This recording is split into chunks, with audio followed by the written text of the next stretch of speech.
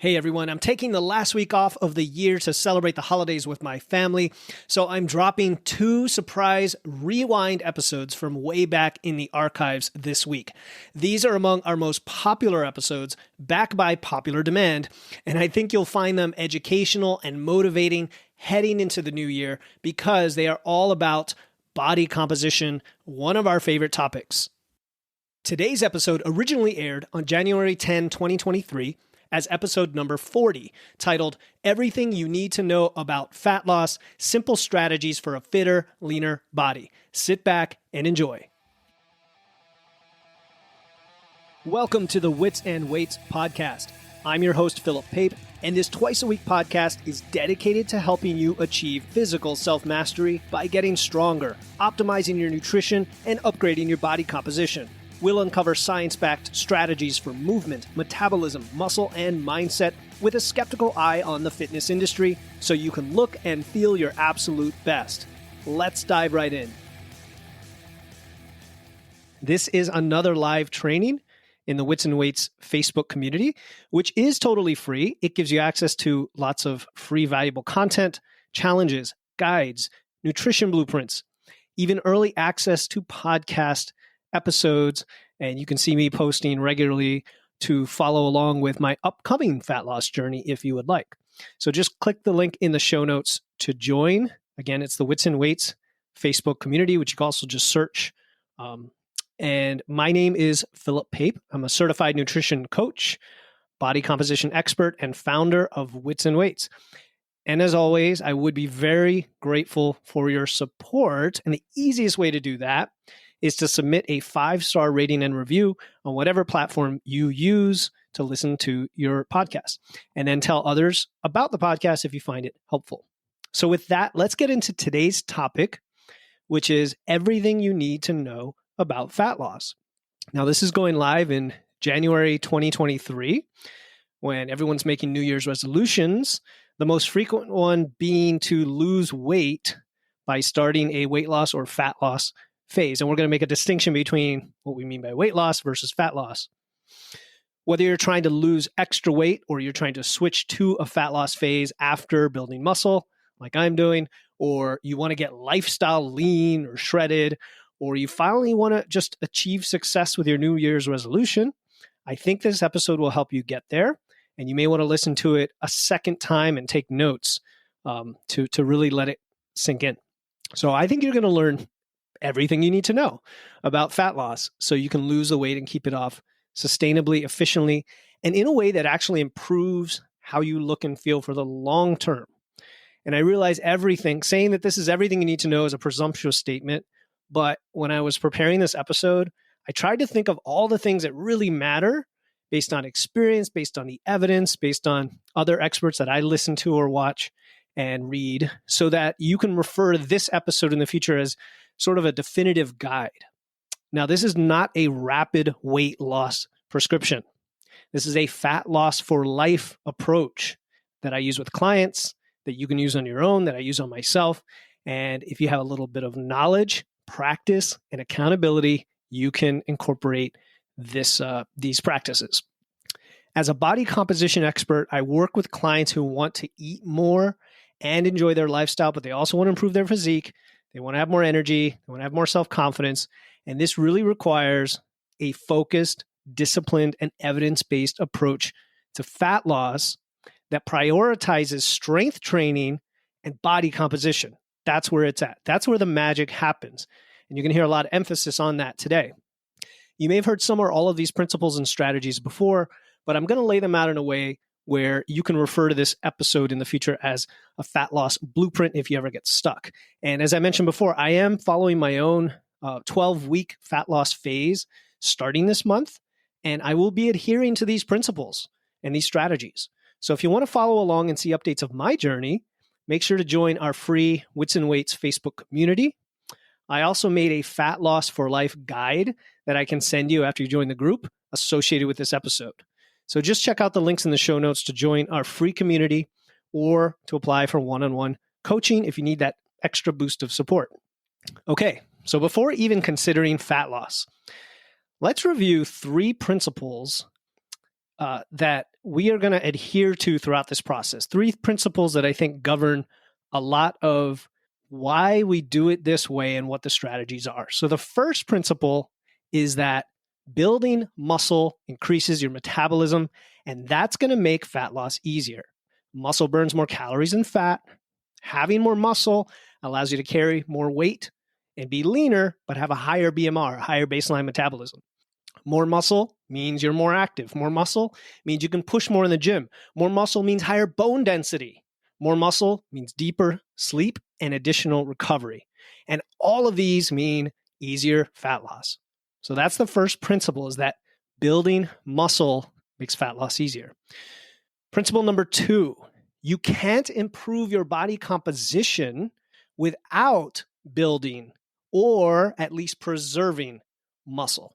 Okay, so this is sort of tied in with principle number 1.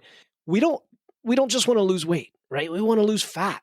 And the vast majority of people, we're talking 95% of people or more, have been doing it the wrong way, right? You've been either crash dieting or dieting very quickly without regard for protein, training, steps, any of these other things, potentially doing a lot of cardio. And every time you lose 20, 30, 40 pounds, you lose a lot of muscle in the process. I mean, I've said this many times before, but I can't overstate it enough. If you lost 30 pounds doing it that way, you might be losing 15 pounds of muscle. And it's easy to lose fat and muscle. It's hard and it takes time to build muscle back. So let's not lose it in the first place. Okay, so that concept of body fat overshooting, which I've talked about before, and I think one of my recent episodes was a replay on Paul Hatton's podcast where I talked about it as well. The idea that every time you lose weight, you lose muscle, and every time you gain weight back, you're gaining mainly fat, and you're constantly getting worse in terms of body composition. And what we want to do is principle number 1, build muscle, and then principle number 2, build or preserve that muscle as part of the fat loss phase. So if you're doing it for the very first time, if you've never built muscle, yes, you can get leaner and improve your body composition just by doing what we're going to talk about today and focusing on fat loss and holding whatever muscle you have. It's not much muscle you have, I get it, but you're going to hold on to it, which you've never really done before when doing a traditional approach or a crash diet type approach or a restrictive diet. Okay.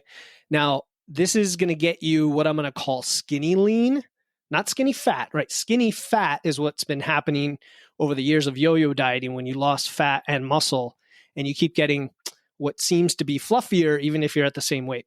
I'm talking about skinny lean, meaning we're going to cut fat, hold on to your muscle, and you're going to reveal some of that little bit of muscle you have.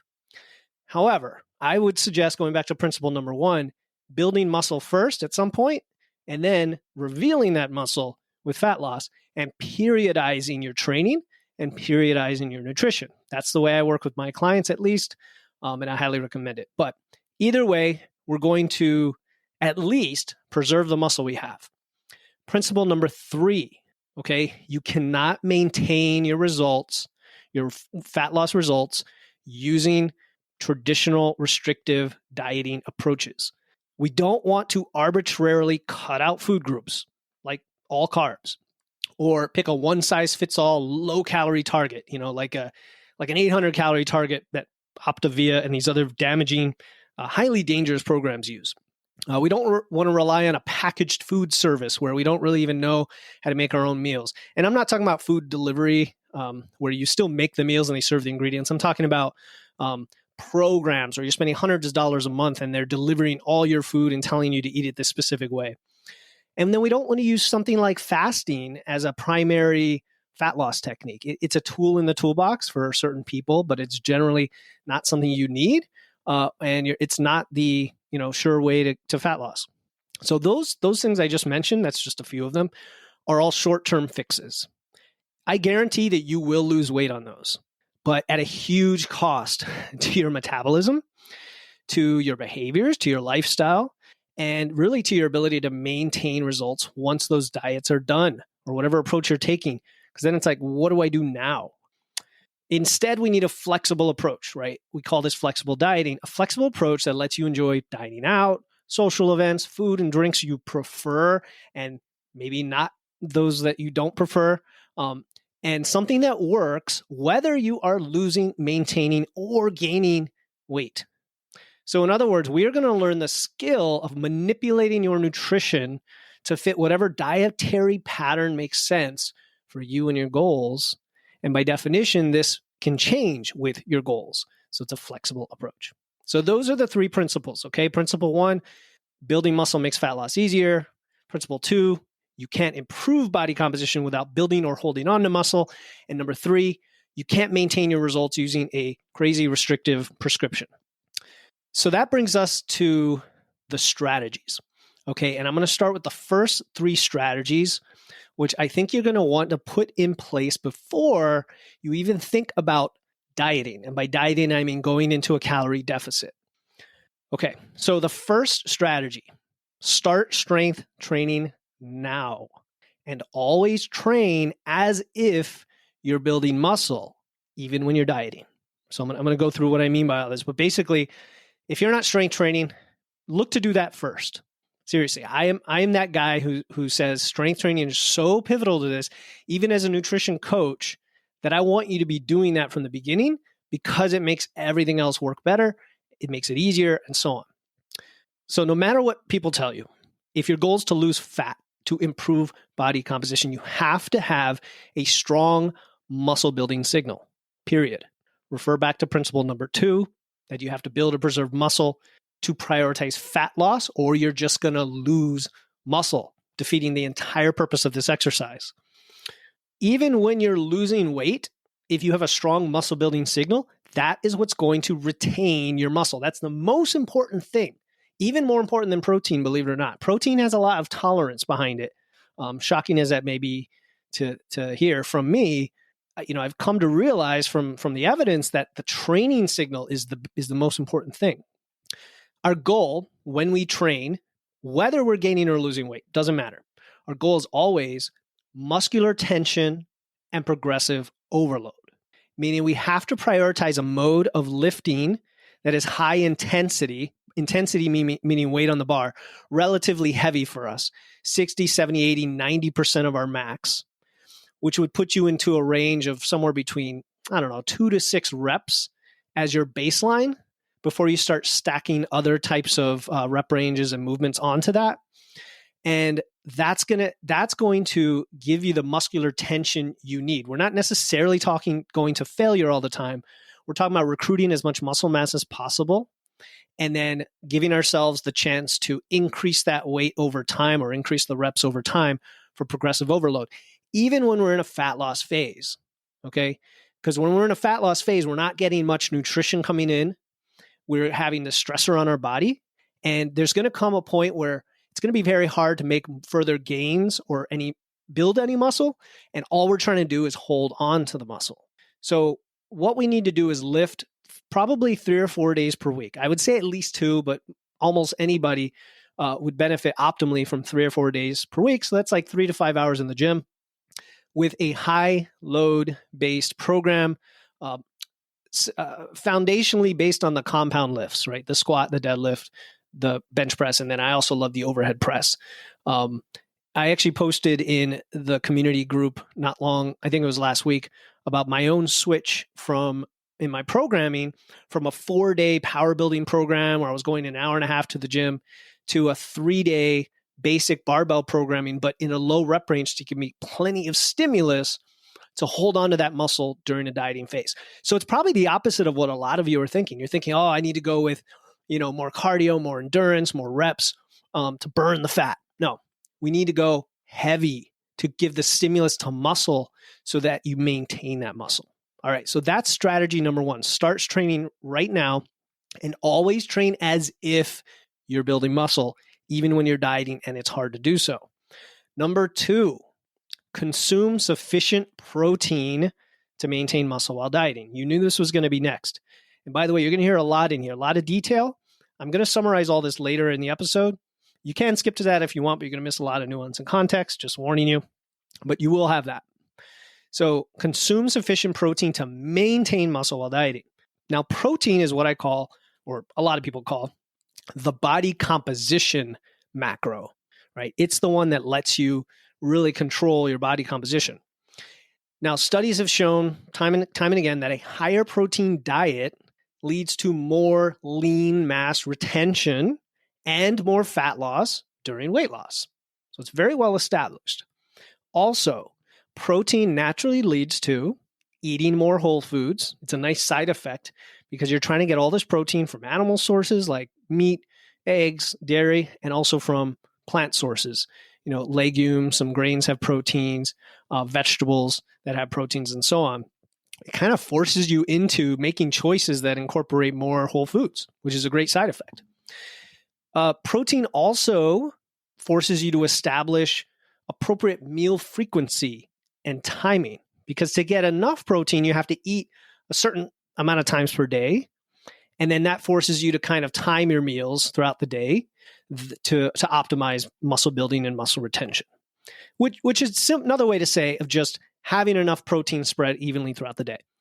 And then it also crowds out other foods that don't serve your goals, which is kind of tied to the first thing I said about it gets you to eat more whole foods. Now, I suggest building your protein habit as follows. First, just get protein every time you eat. Okay, a lot of people aren't doing that right now. If you think about your 3 or 4 meals a day, is there a meal that just doesn't have protein? For a lot of people, that's breakfast, right? Bagel, muffin, cereal, oatmeal. I mean, oatmeal has a little protein, but it's like trace amounts. And you realize, well, if you don't have eggs or cottage cheese or meat, or even a protein shake, whatever, you're probably not getting protein at that meal. So the first thing is just get protein at every meal.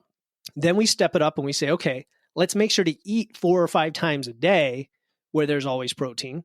And 1 or 2 of those may be just protein. It may be just a bowl of Greek yogurt, right? It may be just a whey protein shake. And then the next step up from that is to actually track your protein, which is going to be in the third strategy I'm going to cover in a second. So the goal of how much protein to get, I've said it many times, and I'm going to continue to use the same window that I think is supported by the evidence, and that is 0.7 to 1 gram per pound of target body weight. So if you weigh 250 and you want to lose 50 pounds and get to 200, you're aiming for between 140 and 200 grams of protein.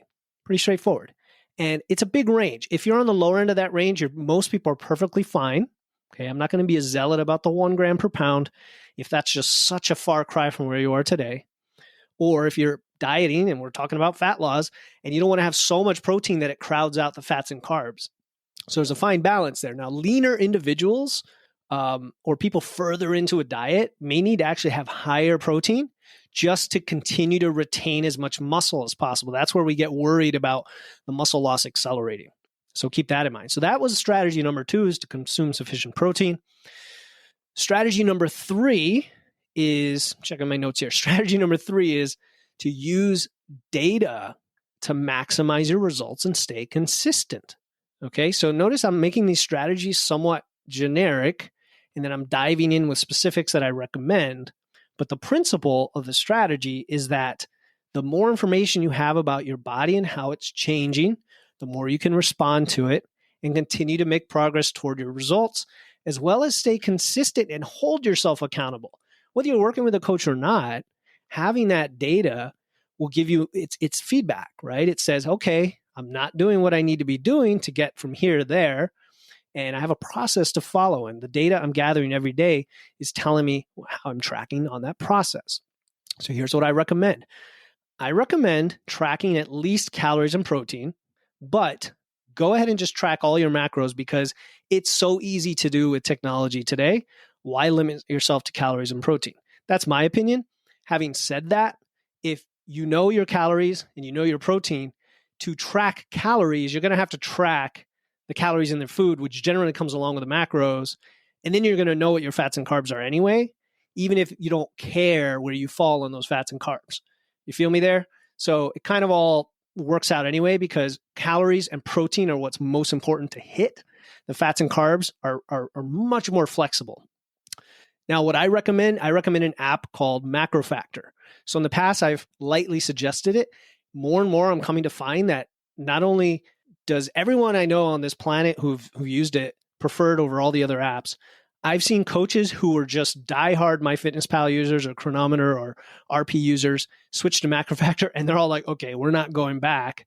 it's just that helpful. Like I rarely see something that's designed with what we are trying to do so clearly in mind, right? The developers, the team behind it, the owners, the community is just all toward this. So I'm an evangelist for it, I admit. Macro Factor, I do have a code, an affiliate code that will give you an extra free week in your free trial, although you're going to end up wanting to buy it anyway. But you can use my code Wits and Weights when you sign up for the free trial. It also supports me, so I really appreciate that. But heck, I'm a user. I've used it since day one. I still use it. I'm going to continue using it in my upcoming fat loss phase that you're going to follow along in our group with if you want. And all my clients use it. So everybody that I recommend use this. And when people reach out to me asking for help, like, oh, I'm having trouble with my protein, I'm having trouble with this. First question is, are you logging? Are you tracking? Because how do you know what you're eating, the quantities, the macros, the balance, unless you track? We are terrible at estimating calories. That's just a fact. And as much as you want to do intuitive eating, you can't do it without the intuition developed first. That skill of, okay, I'm going to intuitively eat. Do I even know how many calories or macros are in this food on my plate?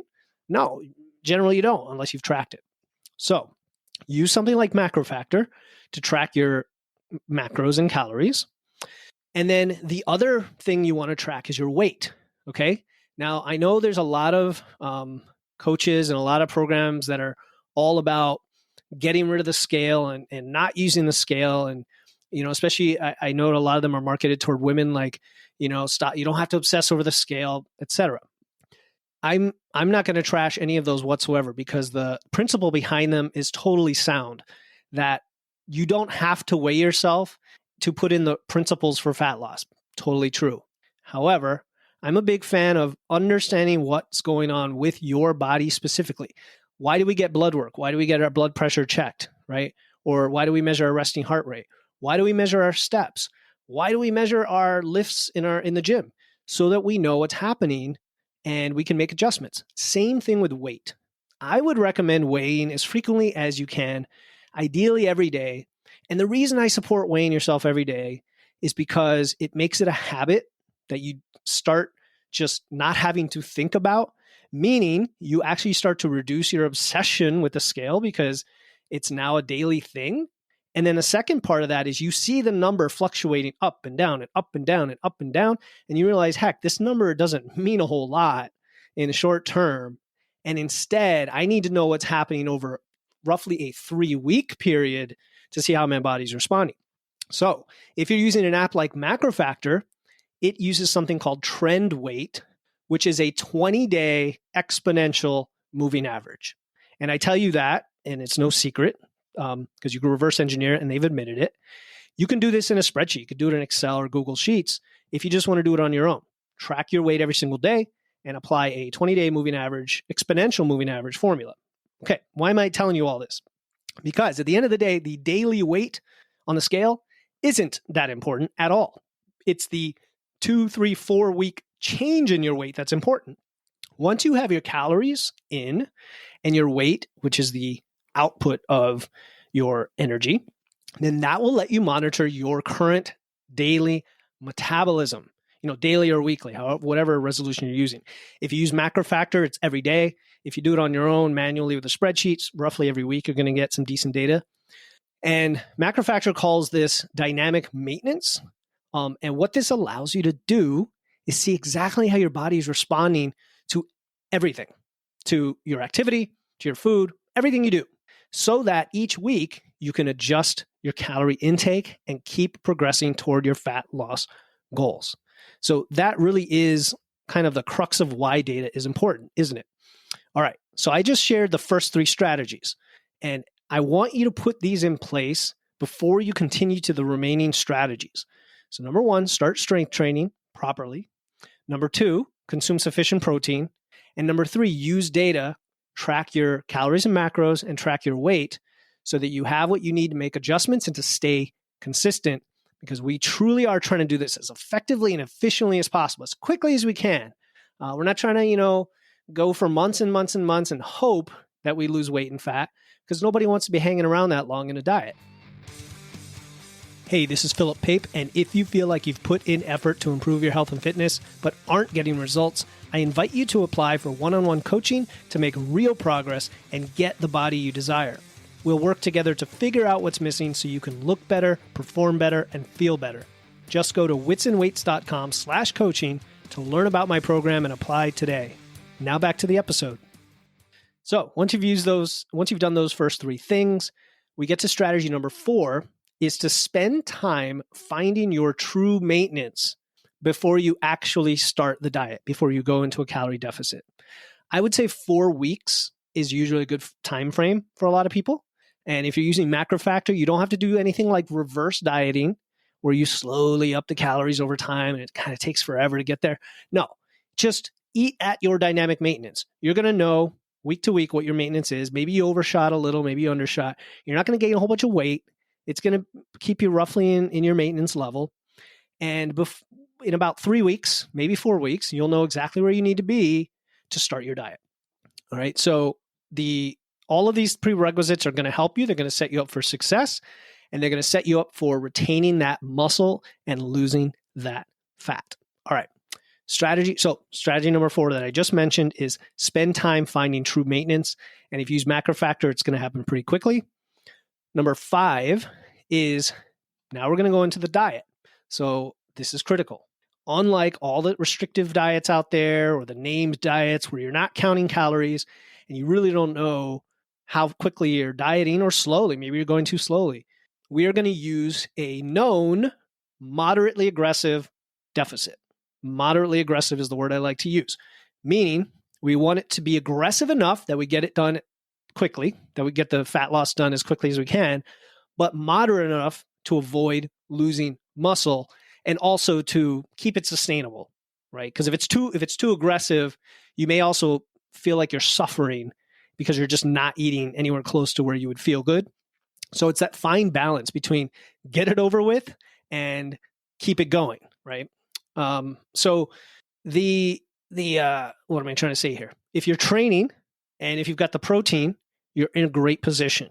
And what we're going to aim for here is 0.25 to 1% of your weight per week.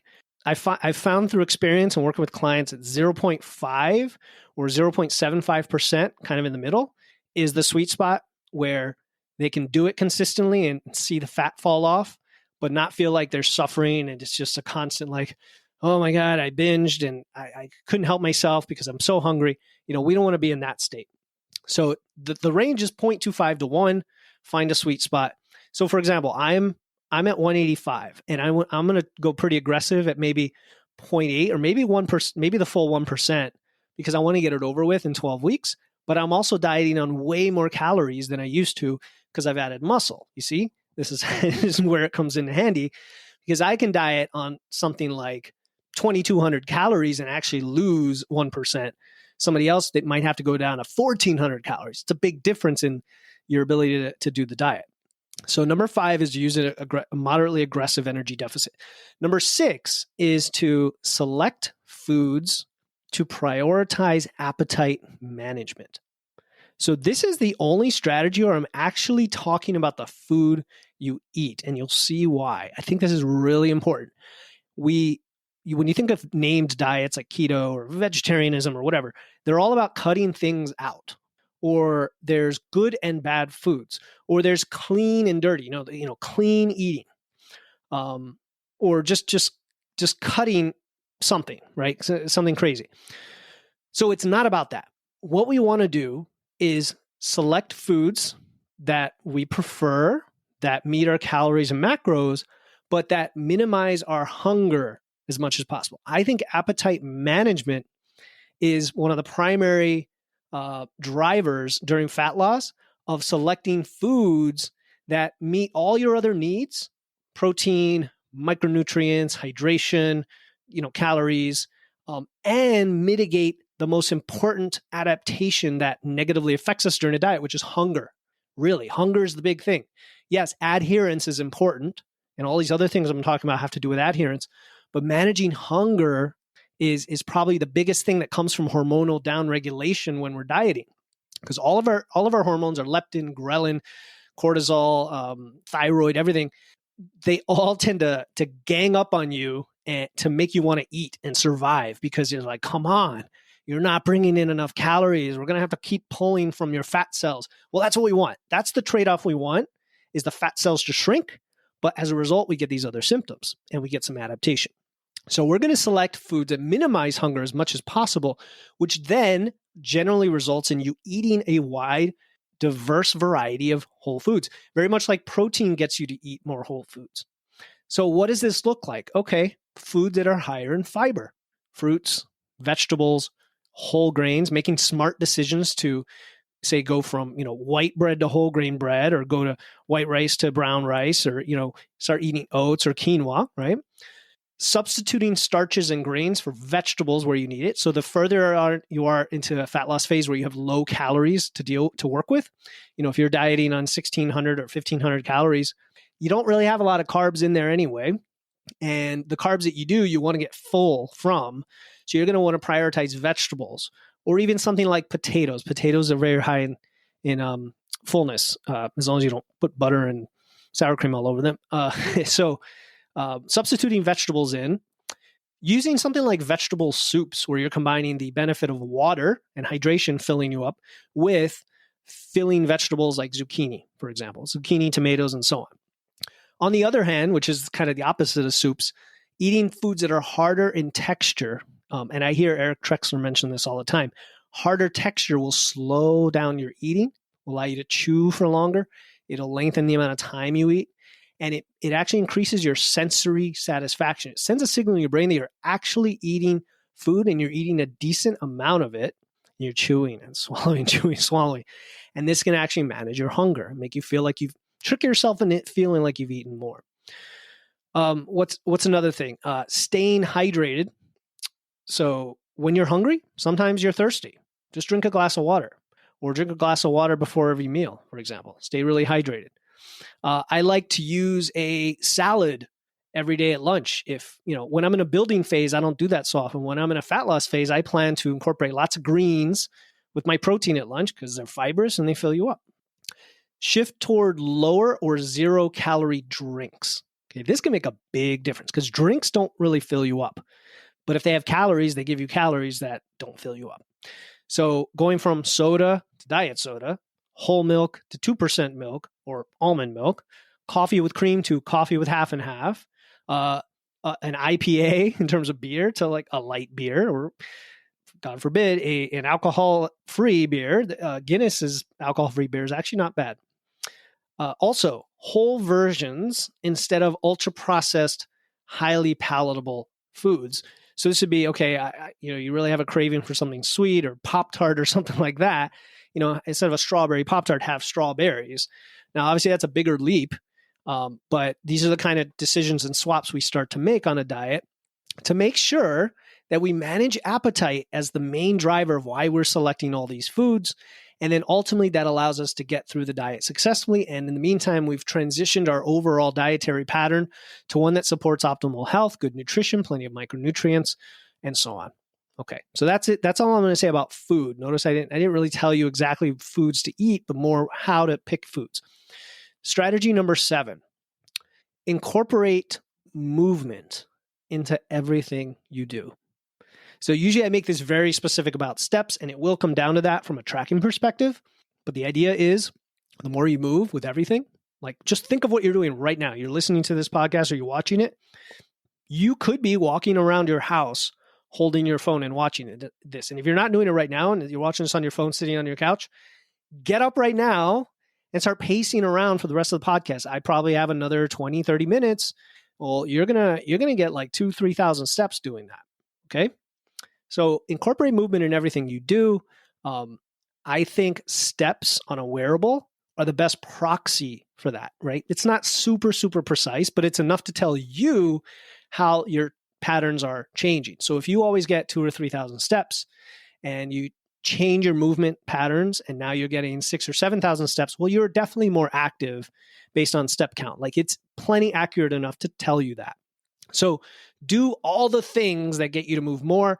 Go listen to episode 34, which was another live that I did and recorded it. It was all about walking, and it's more exciting than it sounds. There's a lot of great stuff in there and strategies and things you can try and why walking itself is so beneficial.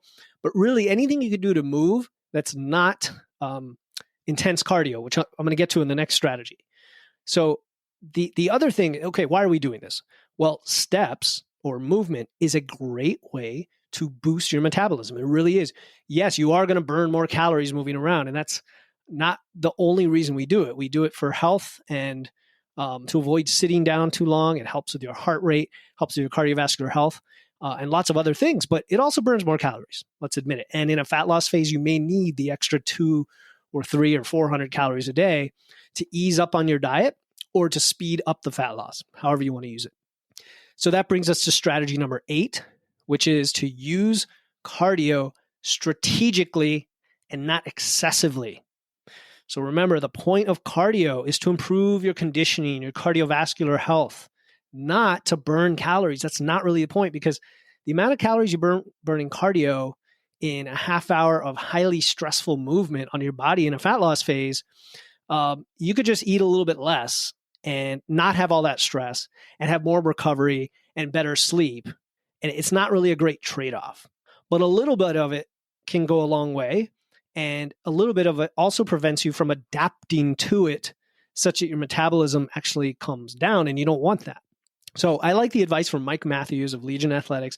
He always says to limit your cardio to half of the amount of time that you lift.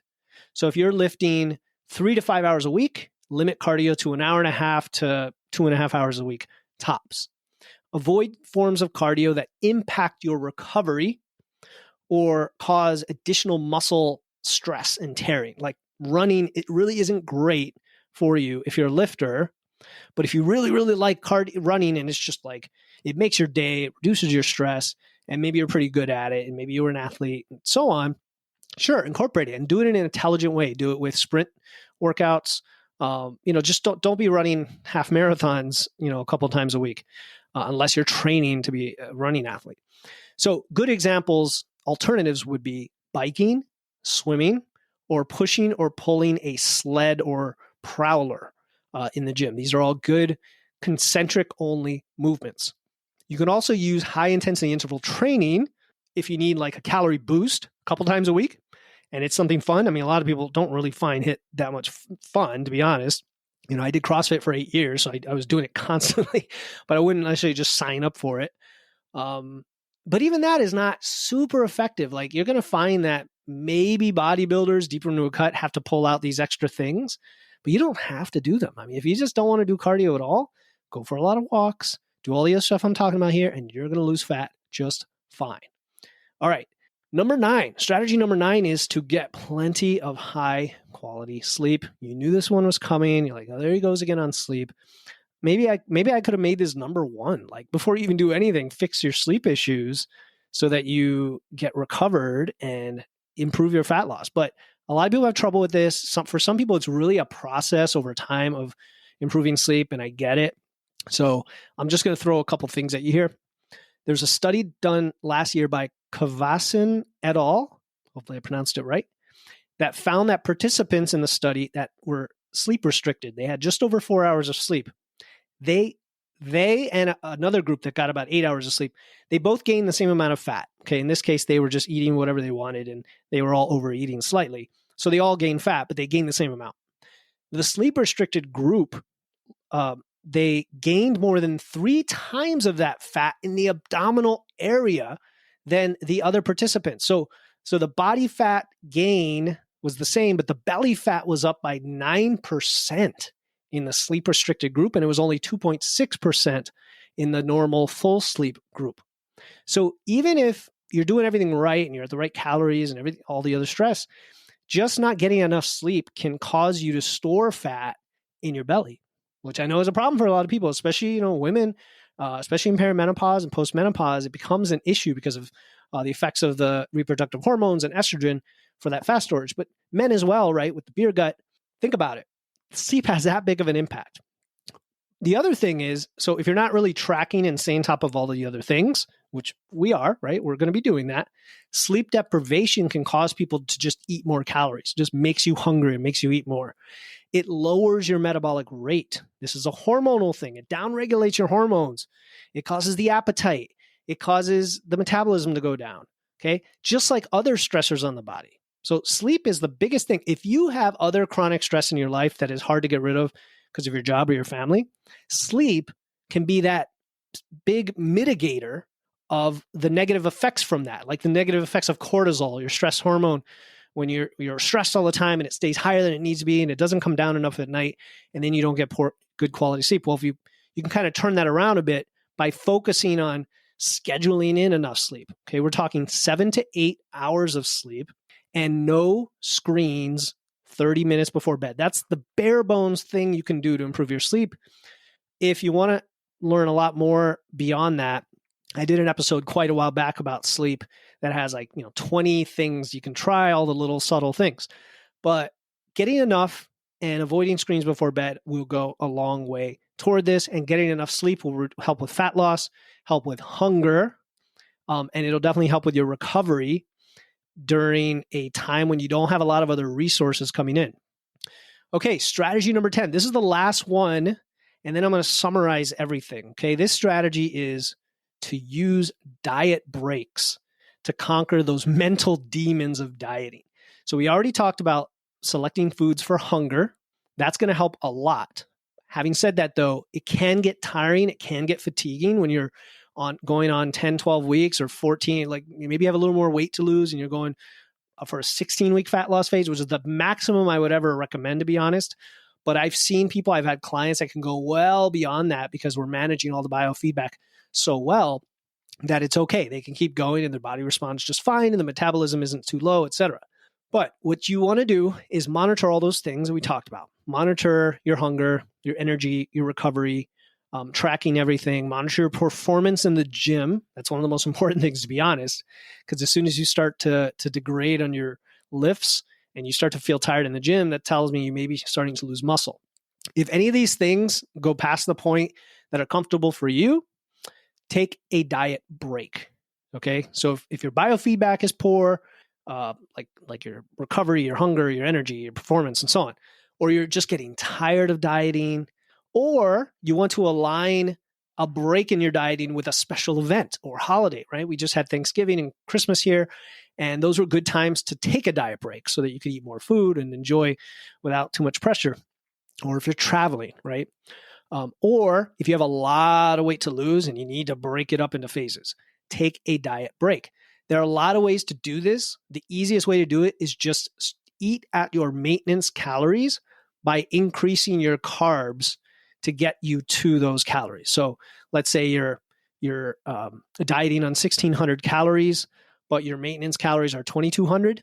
Just get 600 more calories of carbs per day during the break. So 600 divided by 4, that's going to be 150 more grams of carbs. So if you were at 100 grams of carbs, now you can have 250 grams of carbs during the break. That's going to refuel your glycogen. That's going to give you more energy. It's going to help bring your metabolism up. All these things for a while before you get right back to dieting and everything adapts right back. It's a good strategy to try. There are many more advanced, what are called non-linear dieting strategies.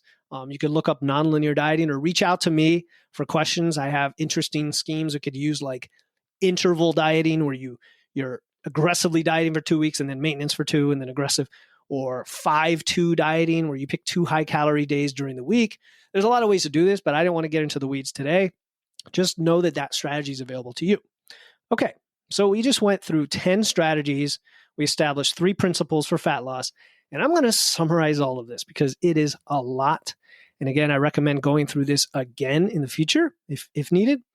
And I will also have a guide, a fat loss for life guide available.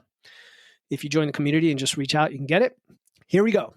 Number 1, always train heavy and train hard. Use use high intensity, that's weight on the bar, low to moderate volume programming so that you can recover. So this is going to be training as if you're building muscle.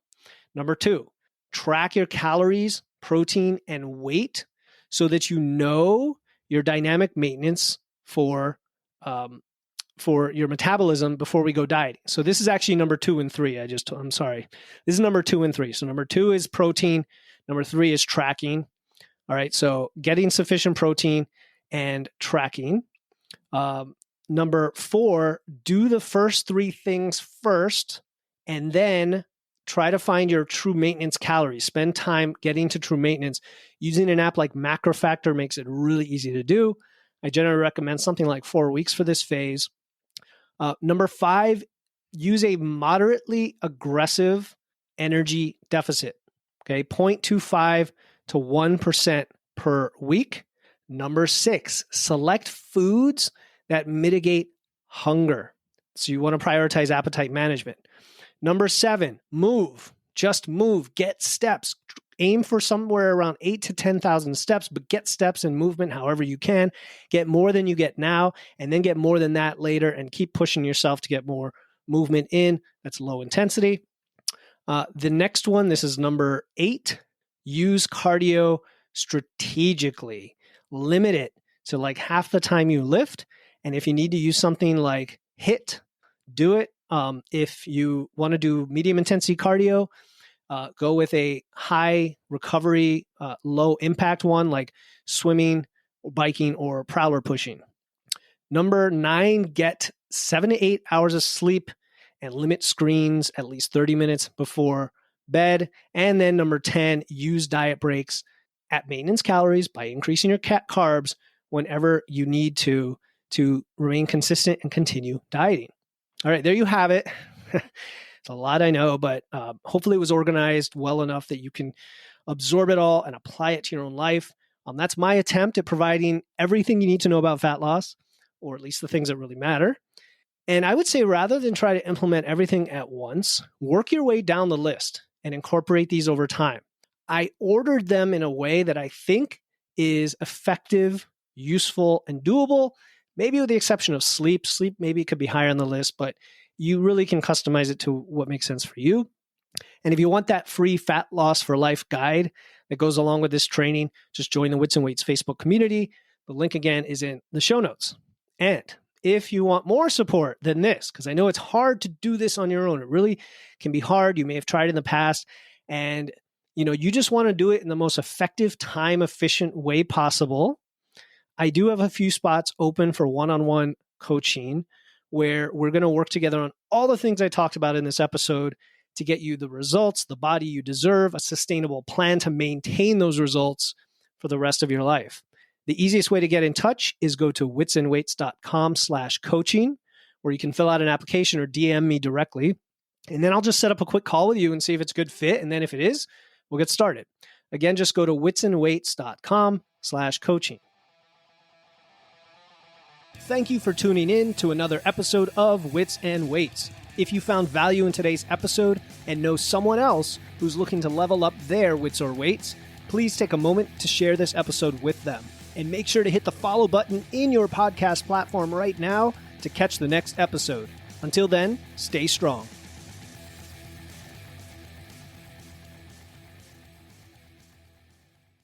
Hey, before you go, I want to let you know about a free resource I have. They are free guides on everything from fat loss to eating out to building muscle to managing hunger to figuring out the best macros for you and more, being added all the time. You want to get the most out of these podcasts and your time to look and feel your best, and these free guides will give you a quick and easy way to know what to do. If you want to get your hands on these completely free guides, you can head over to witsandweights.com/free. That's witsandweights.com/free to get your free guides and level up your results today.